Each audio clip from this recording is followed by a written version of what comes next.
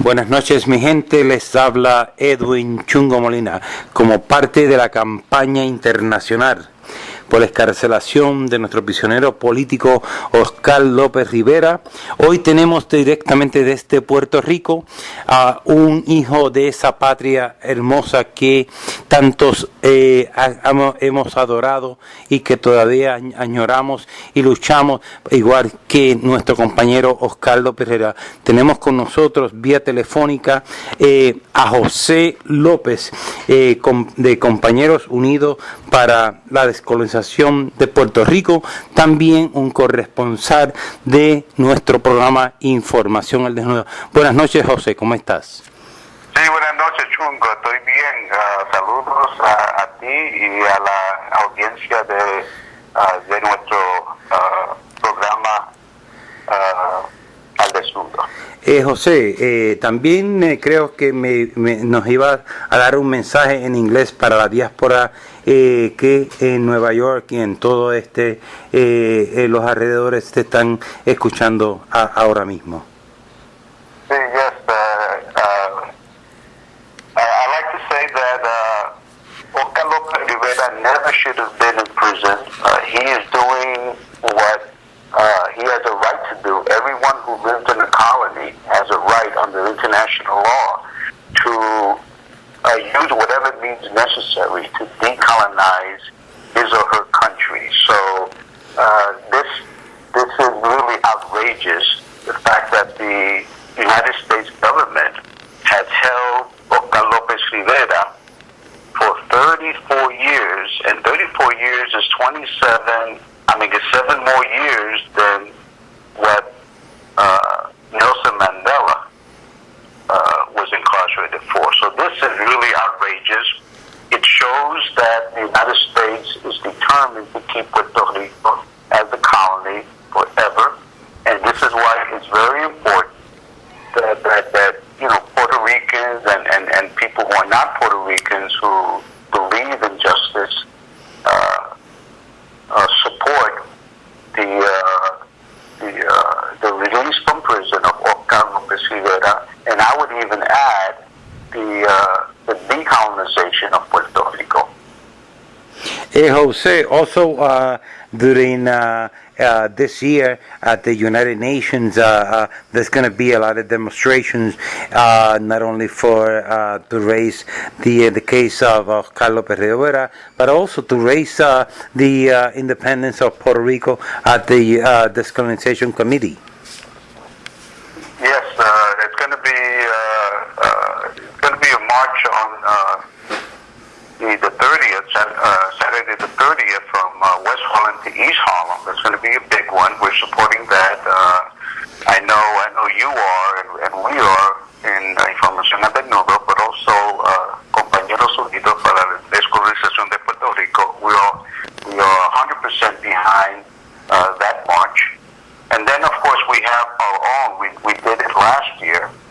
We're calling it this year the second Oscar Mandela March in New York City.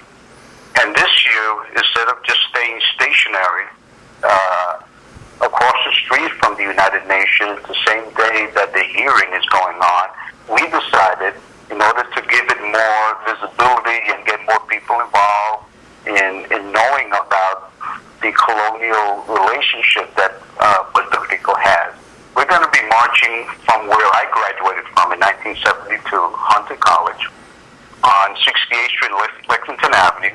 We're going to be obviously going downtown, and then on 43rd Street, we're going to make a left going east toward the East River, toward the United Nations, and then we're going to be all day at the Ralph Bunche Park, which is across the street from the UN, talking to people, making people aware of why we're there and the tremendous injustice.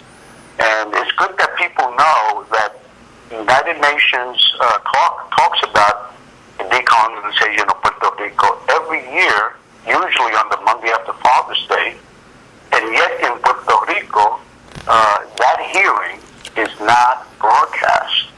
And the question that anybody, that is thinking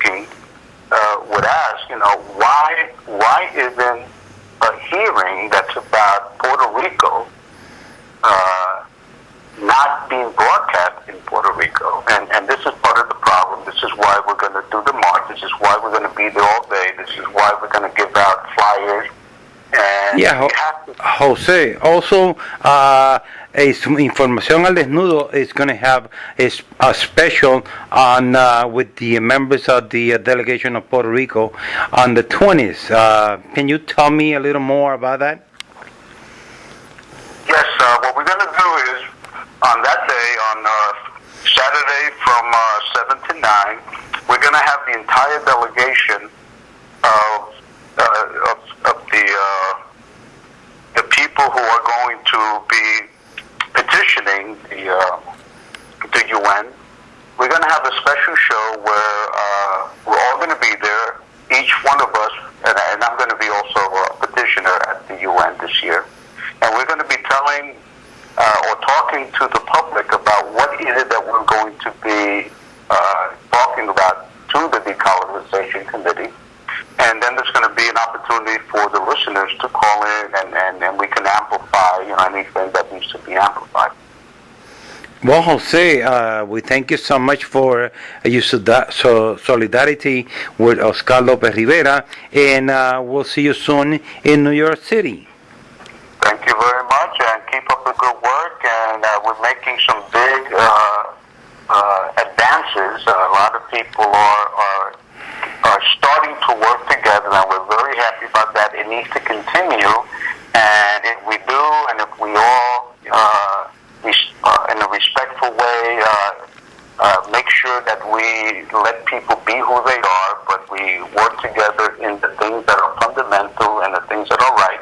And we're going to soon. And Jose, according to some of the news in the paper, there's like 17 political organizations and social organizations supporting that march of the 22nd.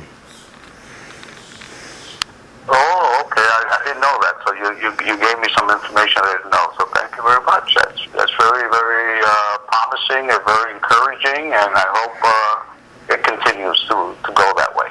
Well, mi gente, escucharon directamente desde Puerto Rico a nuestro corresponsal José López en Puerto Rico. Buenas noches.